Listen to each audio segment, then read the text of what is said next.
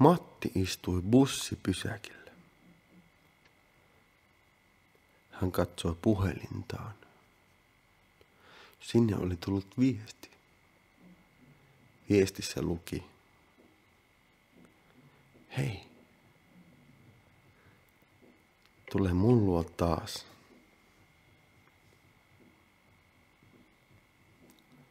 Niin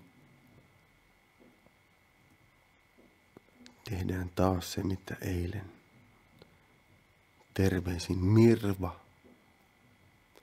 PS, mulla on ässä hihassa.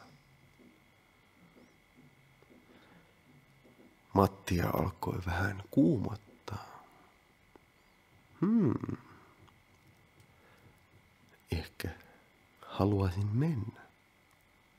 Mutta siinä samassa bussi tuli. Ja Matti nousi ylös, laittoi puhelimen taskuunsa ja astui bussiin. Hän käveli bussia eteenpäin maksattuaan ja näki bussin takaosassa tytön, joka oli kaunis. Hän istui alas tyttöä vastapäätä. Katsoi häntä silmiin ja hymyili. Tyttö katsoi häntä suoraan silmiin ja hymyili takaisin. Matti otti puhelimen taskustaan ja luki viestin uudestaan. Ja hän mietti siihen, mitä vastaisi. Hän katsoi edessään olevaa tyttöä. Ja tyttö huomasi, kuinka Matin muna seisoi. Ja Matti ei tiennyt itsekään, johtuuko se siitä viestistä vai johtuuko se siitä, mitä hän näki edessään. Sillä nainen oli niin kaunis.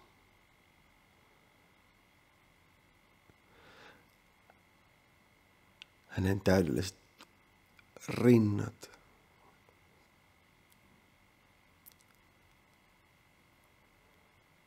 keinuivat bussin tärähdellessä kivisiä katuja.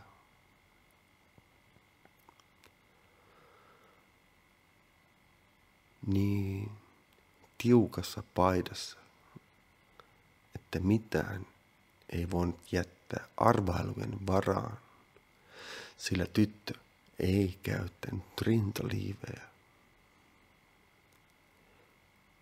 Ja Matti laittoi puhelimen taskuunsa. Hän katsoi tyttöä,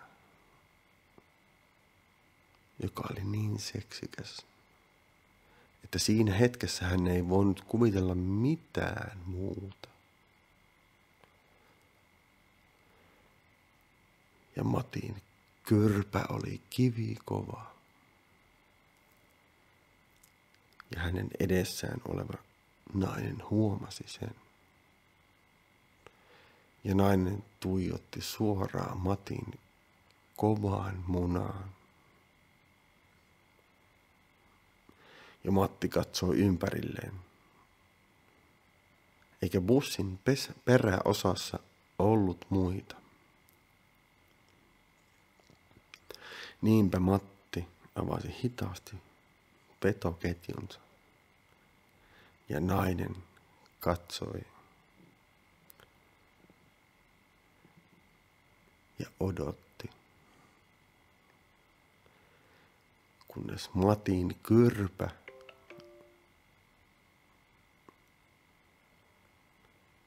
nousi farkkujen sepaluksesta.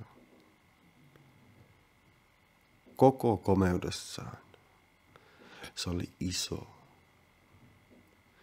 ja sen päästä tihkui jo mettä.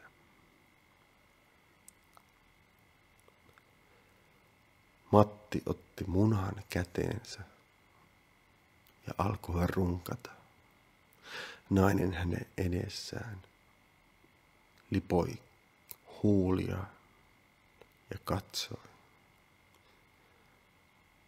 Matti runkkasi ja katsoi naista suoraan silmiin, hänen rintojaan ja hänen hamettaan, joka hiljalleen alkoi avautua. Ja naisen haarat levittäytyivät niin, että Matti huomasi, että naisella ei ollut alushousuja. Ja Matti runkkasi entistä kovemmin. Hän runkkasi ja katsoi naista, joka katsoi Mattia suoraan silmiin. Ja otti Matin munan käteensä ja alkoi runkata Mattia. Samalla hän hivelöi omaa klitoristaan, joka oli kostea.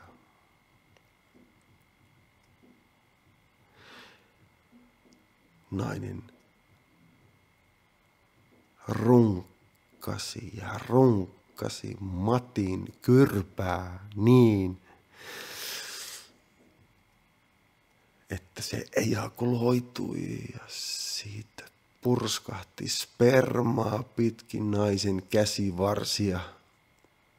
Ja nainen nautti joka hetkestä, mitä hän näki ja tunsi.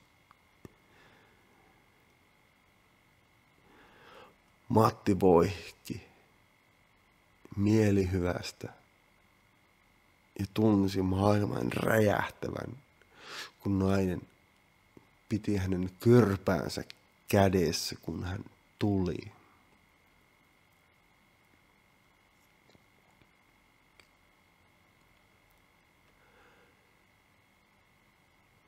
Nainen otti kätensä pois, otti laukustaan paperin ja pyyhki kätensä. Painoi stop-nappulaa ja nousi bussista pois.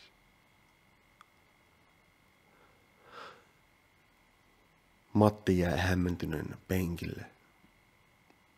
Yritti etsiä taskuistaan paperia, jolla pyyhkiä spermaa.